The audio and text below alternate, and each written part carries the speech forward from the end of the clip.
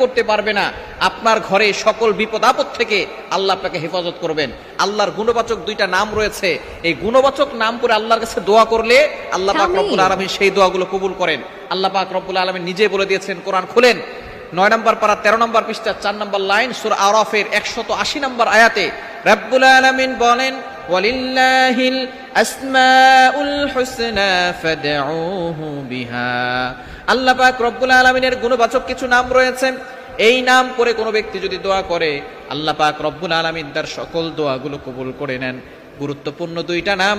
অনেক সময় আমরা বিপদে পড়ে যাই, অনেক সময় দুশমন আমাদেরকে ক্ষতি করে বিপদে ফেলতে চায়, অনেক সময় জাদু করে, অনেক সময় ব্ল্যাক ম্যাজিক করে, কুফরি কালাম করে, অনেক দুশমনরা আমাদেরকে ক্ষতি করার জন্য ওত পেতে বসে থাকে।